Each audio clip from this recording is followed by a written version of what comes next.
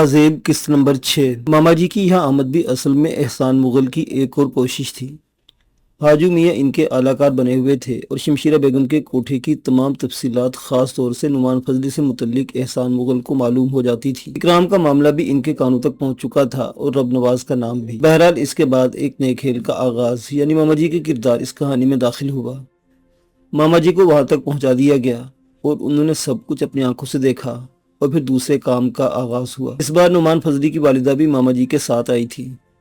احسان مغل سامنے آ کر تو کچھ نہیں کر رہے تھے لیکن پیچھے سے بھرپور وار کر رہے تھے اور ایک منصوبہ بندی کے تحت انہوں نے ماما جی کو ایک مکان بھی فراہم کر دیا تاکہ نعمان فضلی کو یہ معلوم نہ ہو سکے کہ ان کی والدہ بھی آئی ہیں۔ یہ سارا گیم اس سے پہلے گیم کے بعد ہوا تھا اور نعمان فضلی کی والدہ رات بھر تسبیح لیے بیٹھی رہی تھی اور اپنے بیٹے کے لیے دعا کرتی رہی تھی۔ وہ تو خود بھی نعمان فضلی کے پاس جانا چاہتی تھی لیکن منصوبہ بندی کے تحت بھرپور طریقے سے کام ہو رہا تھا۔ بہرحال نعمان فضلی کی والدہ پر غیشی کے دورے پڑنے لگے تھے۔ جب ان کی حالت بہتر ہوئی تو رو رو کر کہا کہ اب کچھ بھی ہو جائے میں نعمان سے ضرور ملوں گی۔ کہاں ملیں گی ان سے آپا؟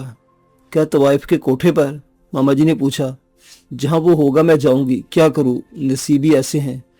نہیں، وہاں نہیں جائیں گی آپ اپنے بیٹے کی بھیک کسی سے مانگے گی اور آپ کا کیا خیال ہے وہ طوائف آپ کی جھولی میں اس کی بھیک ڈال دے گی؟ بھول جائیے بہن جی اس بات کو۔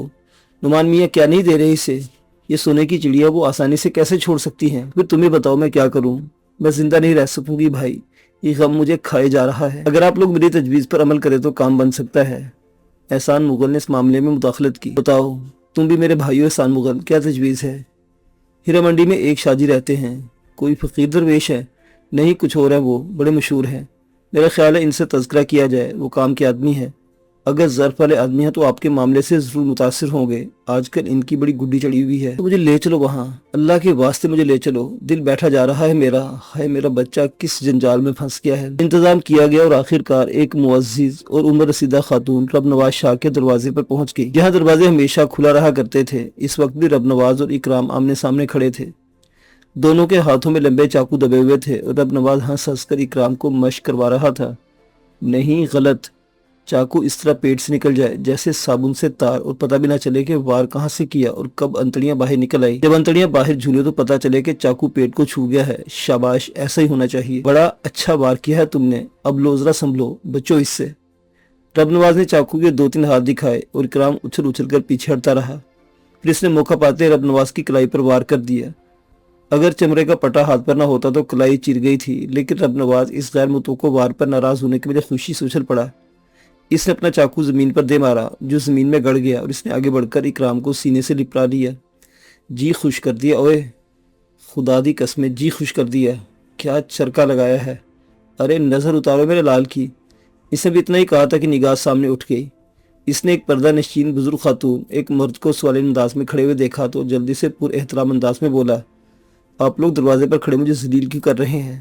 دروازہ کھلا ہے، آئیے بہن صاحبہ آئیے۔ چادر میں لپٹی ہوئی خاتون اندر داخل ہوئی تو شاہ جی نے بڑے احترام سے چارپائی پر بٹھایا اور اپنے خاص آدمی دلبر خان سے بولے، دروازہ بند کر دو بھائی، ایک ضروری کام سے آپ کے پاس آئی ہوں، ہم لوگ ایک مشکل میں پھنس گئے ہیں، اگر آپ اجازت دیں تو اپنی مشکل بیان کریں۔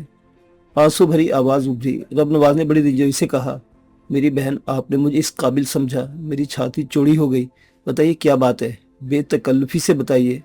شاہ جی، یہاں شمشیرہ بیگم نامی ایک طوائف رہتی ہے، اس کی 3 بیٹیاں ہیں۔ ہاں، کوثر، غزالہ اور شبانہ۔ میرا بیٹا کوثر جہاں کے جال میں پھنس گیا ہے، وہ 3 بہنوں کا اکلوتا بھائی ہے، یہاں وہ دونوں ہاتھوں سے دولت لوٹا رہا ہے اور وہاں خاندان کی عزت لوٹ رہی ہے۔ میرے شوہر کا انتقال ہو چکا ہے اور کوئی سرپرست نہیں ہے، آپ کے پاس فریاد لے کر آئی ہوں، کوئی صاحب دل ہی مظلوموں کی مدد کر سکتا ہے۔ تو شمشیرہ بیگم کے کوٹھے کا معاملہ ہے، رب نواز نے نکیلی مونچھ مروڑتے ہوئے کہا۔ بزرگ خاتون ہچکیاں لے لے کر رونے لگی۔ وہ مشکل تمام انہوں نے اپنے آپ کو سنبھالا اور بولی، بیٹے میں تمہاری ماں کے برابر ہوں، میرا بچہ بری صحبت میں پڑ گیا ہے، اسے ایک سازش کے تحت اس چکر میں ڈال دیا گیا ہے، خدا کے لیے اسے بچاؤ۔ نہیں بہن صاحبہ، آپ ہرگز پریشان نہ ہوں، میں آپ سے وعدہ کرتا ہوں کہ اس سلسلے میں جو کچھ ہو سکے گا ضرور کروں گا۔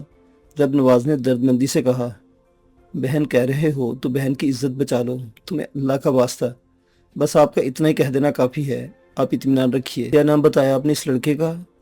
نعمان فضلی، لاکھوں کی دولت لوٹا چکا ہے، راوی کنارے کوٹھی بنوا رہا ہے، سنبھلنے کا کوئی امکان نہیں ہے۔ سنبھل جائے گا، اچھی طرح سنبھل جائے گا۔ اور کیا خدمت کر سکتا ہوں آپ کی؟ رونا چھوڑ دیجئے، یوں سمجھیے کہ آپ نے جو ذمہ داری میرے کاندھوں پر ڈال دی ہے۔ آپ آرام سے جائیے اور جو کچھ میں کہہ رہا ہوں اسے غور سے سن لیجئے۔ ہاں بولو، آپ واپس چلے جائیں، آپ کے بیٹا خود ہی آپ کے پاس واپس چلائے گا۔ بہت بہت شکریہ۔ رب نواز شاہ بڑے احترام سے اسے دروازے تک پہنچانے گیا تھا، پھر وہ اندر آ کر چارپائی پر بیٹھا تو اس کے چہرے پر گہری سوچ کے آثار تھے۔ کیا ہوا شاہ جی، کیا بات ہے؟ نور شاہ نے کہا۔ رک جاؤ ذرا، کچھ سوچ لوں۔ تھوڑی دیر تک گردن جھکائے رہنے کے بعد رب نواز نے نور شاہ سے کہا، ادھر آ جاؤ، سب آ جاؤ، ایک مشورہ لینا چاہتا ہوں۔ یہ بیچاری جو آئی تھی شریف گھرانے کی بیوی ہے، لڑکا شمشیرہ بیگم کے کوٹھے پر پھنس گیا ہے اور خوب دولت لٹا رہا ہے، کچھ کرنا چاہیے ان کے لیے۔ آپ نے کیا فیصلہ لیا ہے شاہ جی؟ بس سمجھ لیجئے ہم سب کا فیصلہ ہے۔ کیا نام اس کا بتائیں؟ پھینٹی لگا دیں گے، 2-4 بار دھلائی ہوگی تو عشق کا بھوت سر سے اتر کر پیروں میں آ گرے گا۔ ایسا نہیں ہو سکتا نا، ایک چکر ہے اس میں۔ وہ کیا شاہ جی؟ بھائی طوائفوں کے محلے میں رہ رہے ہو، ان کی دکانداری خراب کرو گے تو کون خوش رہے گا تم سے؟ اور پھر وہ نہیں ہو سکے گا جو دل میں ہے۔ ایک اور ترکیب سوچی ہے میں نے، تو بتائیے کیا کرنا ہے؟ ہمارا شیر اس کام کی ابتدا کرے گا۔ کیوں شہزادے؟ رب نواز نے اکرام کی طرف دیکھ کر کہا۔ آپ جو کچھ بھی کہیں گے کروں گا شاہ جی۔ حالانکہ ہم ابھی تمہیں میدان میں نہیں لانا چاہتے تھے، مگر کیا کریں، وقت سے پہلے آ گیا ہے۔ تم جانتے ہو نعمان فضلی کو؟ جانتا ہوں شاہ جی۔ کیا جانتے ان کے بارے میں؟ ہمارے ہاں آتے جاتے رہتے ہیں، ننو ان کی بہت عزت کرتی ہیں۔ اور اکرام کے چہرے پر جھجک پیدا ہو گئی۔ نہ میری جان نہ، تم تو پھول ہو گلاب کے، چاروں طرف بھی کانٹے ہی ہوتے ہیں تو گلاب کے پھول کے، اس میں گلاب کے پھول کا کیا قصور؟ تمہیں تو کینچی بننا ہے اور ایک ایک کر کے سارے کانٹوں والی شاخوں کو کاٹ کر پھینک دینا ہے۔ چلو خیر، اب تمہیں جو کچھ سمجھایا جائے اسے ذہن میں بٹھا لو اور اس پر کام شروع کر دو۔ جی شاہ جی۔ اکرام کا چہرہ کھل اٹھا اور رب نواز اسے کچھ بتانے لگا۔ در حقیقت نعمان فضلی پھولی کی طرح مرجھا گئے تھے۔ کوچا جانا کی حاضری برابر ہوتی تھی لیکن دل سہما سا تھا۔ ماما جی کی باتیں یاد آتی تو کلیجہ منہ کو آنے لگتا۔ ماموزاد بھائی سے ان کی بہن کی منگنی ہو چکی تھی اور بہرحال وہ اپنی بہن کو بہت زیادہ چاہتے تھے۔ باپ پہلے ہی مر چکے تھے، تمام ذمہ داری انہی پر تھی۔ بہنیں بھائی پر جان دیتی تھی۔ اکلوتے بھائی کے ان کے دل میں بڑا پیار تھا اور اس عمر پر پہنچتے ہوئے بھی نعمان فضلی نے اپنی بہنوں کی کوئی فرمائش نہیں ٹالی تھی۔ انہوں نے عزم کیا تھا کہ بہنوں کے دل سے باپ کا غم نکال دیں گے، لیکن بہرحال آستین کے خنجر نے سینہ چاک کر دیا تھا۔ بہن بری طرح یاد آ رہی تھی، شاید اتنے پریشان یا متاثر نہ ہوتے، لیکن ماما جی جو کچھ کہہ گئے تھے اس سے ہاتھ پاؤں پیر پھول گئے تھے۔ ایسے تو نہیں سوچا تھا کبھی، منگنی ٹوٹی تو بہن بدنام ہو جائے گی، لوگ پوچھیں گے ایسا کیوں ہوا، تو کوئی کیا جواب دے گا؟ آنسو بہانے کے سوا اور کوئی کچھ نہیں کر سکے گا۔ باپ کے مرنے کے بعد ویسے ہی اس کی دنیا ویران ہو گئی ہے۔ خدا کر کے جینے کو راستے تلاش کیے، لیکن یہ غم ماں کو کھا جائے گا۔ ایک طرف تو اس صورتحال تھی، دوسری طرف کوثر جہاں کا چہرہ نگاہوں کے سامنے آتا تو ساری کائنات اس کے قدموں میں لٹا دینے کو جی چاہتا۔ اس کے لیے بہت کچھ چھوڑا جا سکتا تھا، شدید کشمکش تھی، کوئی ایسا حل نہیں مل رہا تھا جس سے دونوں راستے ہموار ہو جاتے۔ ماما جی کے بارے میں سوچا کہ ان کی منت سماجت کریں کہ یہ بے رحم فیصلہ واپس لے لیں، قصور ان کا ہے، ان کی بہن کا تو نہیں۔ لیکن ماما جی بھی اپنی جگہ درستی تھے۔ آخر بات منظر عام پر تو آنی ہی تھی کہ نعمان فضلی نے ایک طوائف سے شادی کر لی ہے اور اس کے ساتھ لاہور میں آباد ہو گئے ہیں۔ کتنا مذاق اڑے گا ماما جی کا، وہ ان الجھنوں سے شدید تنگ آ چکے تھے۔ کوثر جہاں کو بھی حقیقت نہیں بتا سکتے تھے۔ اس رات بھی وہ معمول کے مطابق شمشیرہ بیگم کے کوٹھے پر گئے جہاں سب لوگ موجود تھے۔ شمشیرہ بیگم کی کوٹھے کی محفلوں کے دیوانے آج کوثر جہاں بھی بہت اچھے موڈ میں نظر آ رہی تھی۔ نعمان فضلی کی پذیرائی تو ہمیشہ ہی تھی۔ اتنی دیر نعمان میاں، کوثر جہاں کی تو جیسے آنکھیں دروازے پر گڑی تھیں، ڈھنگ سے گا بھی نہیں پا رہی ہے۔ جی کیا بات ہے، کچھ طبیعت خراب ہے کیا؟ معافی چاہتا ہوں، کچھ دیر ہو گئی۔ چلو کوثر، چلو شروع کرو، اب تو آ گئے۔ شمشیرہ بیگم کی باتیں بھی بڑے مزے کی تھی، بس آداب محفل تھے، ورنہ کون کسے یاد کرتا ہے۔ بہرحال کوثر جہاں گاتی رہی اور آخرکار محفل ختم ہو گئی۔ لوگ رخصت ہونے لگے اور آخر میں صرف نعمان فضلی ہی رہ گئے تھے۔ گردن جھکائے بیٹھے تھے۔ شمشیرہ بیگم نے اشارہ کیا اور سا زندے اپنا ساز و سامان باندھنے لگے۔ شمشیرہ بیگم بولی، کوثر جہاں، نعمان آج کچھ اداس نظر آتے ہیں، ذرا ان سے پوچھو کیا بات ہے، ہم ان کی اداسی گوارا نہیں۔ شمشیرہ بیگم کا اشارہ پا کر کوثر جہاں نعمان فضلی کو پچھلی بالکونی میں لے آئی۔ آسمان پر چاند نکلا تھا۔ نعمان فضلی بڑی بالکونی کے ایک گوشے میں ٹک گئے۔ کیا بات ہے؟ اب بہت پریشان ہوں کوثر، اپنی پریشانی کی تمہیں وجہ کیا بتاؤں؟ لیکن آج میں کچھ اور چاہتا ہوں کوثر، آج میں تمہارے دل کی گہرائی میں جھانک کر دیکھنا چاہتا ہوں کہ میں کہاں ہوں۔ کوثر ایک دم سنجیدہ ہو گئی۔ اس نے کہا، یہ خیال کیسا ہے آپ کو؟ مجھے اپنی حیثیت کا پتہ چلنا چاہیے۔ میں جاننا چاہتا ہوں کہ تمہاری نگاہوں میں میرا کیا مقام ہے۔ نعمان فضلی نے اپنے دونوں ہاتھ کوثر کے شانوں پر رکھ دیے۔ بالکونی کے بغلی دروازے سے اچانک ہی اکرام نمودار ہوا اور اس کی آمد سے دونوں بری طرح چونک پڑے۔ اکرام کا انداز کچھ عجیب ہی سے تھا۔ وہ آہستہ آہستہ قریب پہنچا، جس نے نعمان فضلی کی پشت پر ہاتھ پھیر کر اسے پیچھے ہٹنے کے لیے کہا۔ فضلی صاحب چونک کر اکرام کو دیکھنے لگے تھے۔ کوثر جہاں بھی سیدھی ہو گئی تھی، اکرام کی نیلی کنچو جیسی آنکھیں بلی کی آنکھوں کی طرح چمک رہی تھی۔ ان میں ایک خونخوار سی کیفیت تھی۔ نعمان فضلی کے ہاتھ کوثر جہاں کے شانوں سے نہ ہٹے تو اکرام نے دھکا دے کر پیچھے ہٹا دیا اور نعمان فضلی لڑکھڑا گئے۔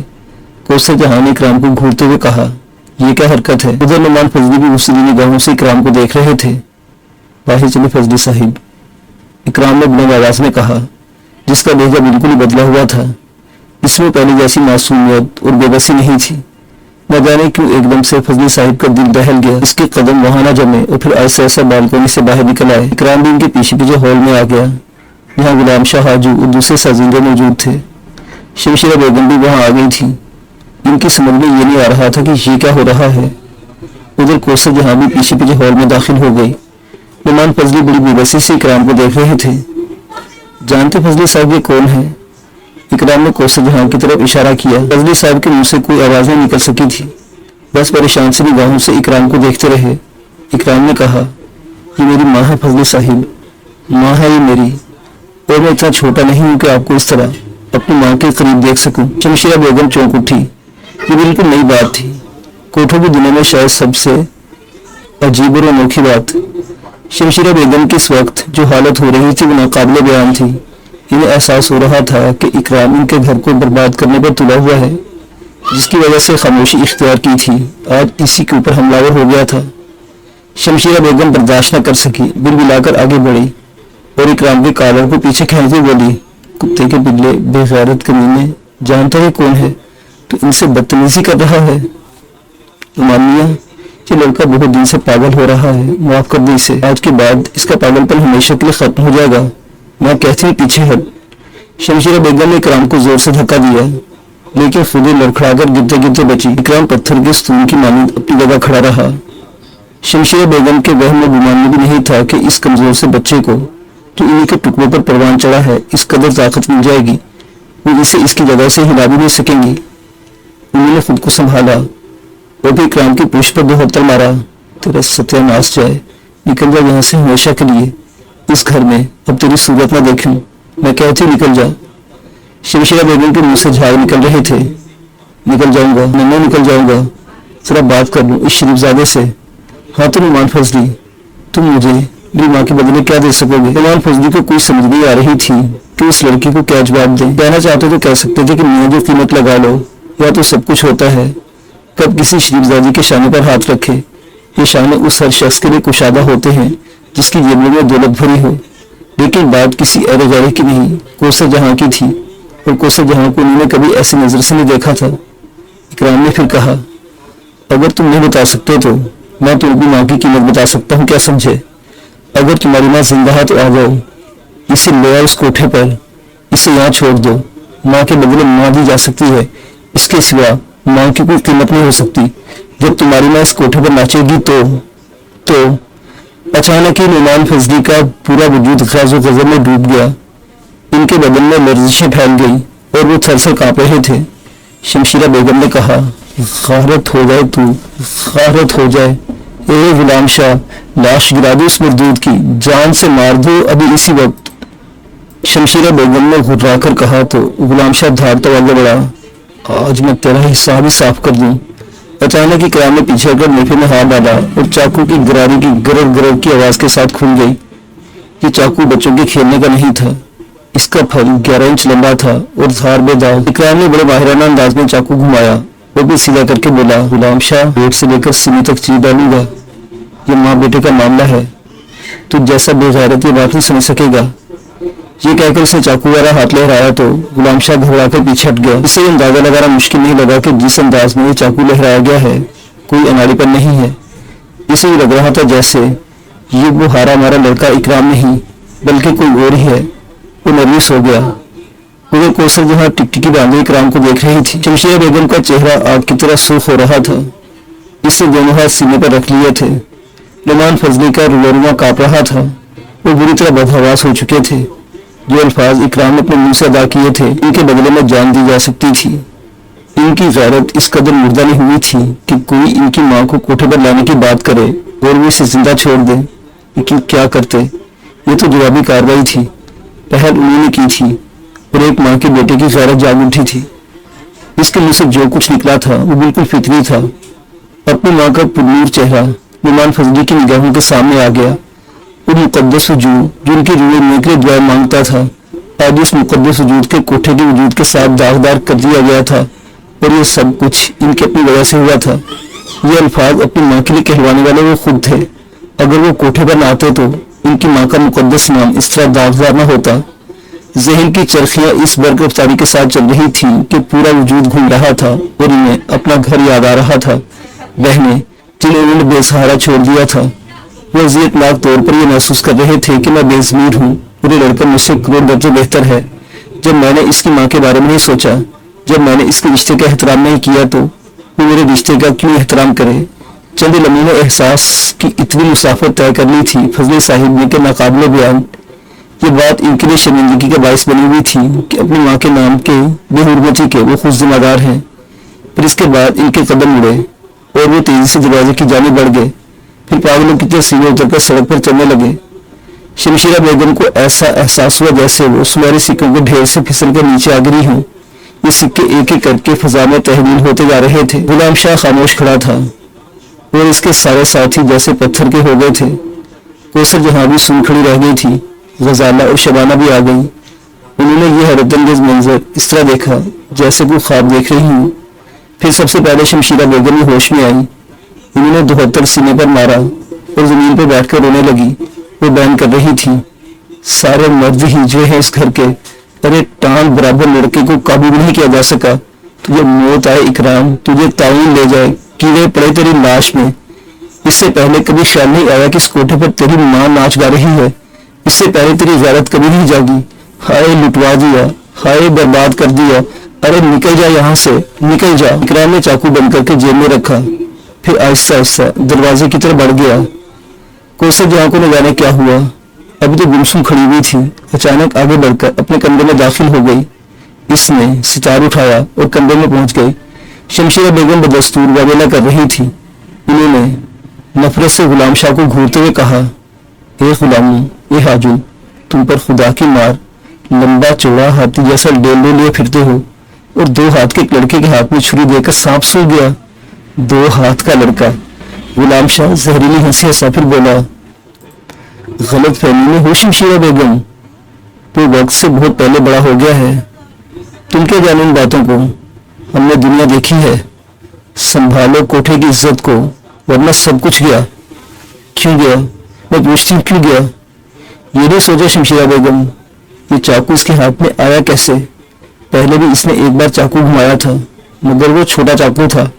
اب یہ چاقو کتنا بڑا ہو گیا ہے، غور کیا آپ نے؟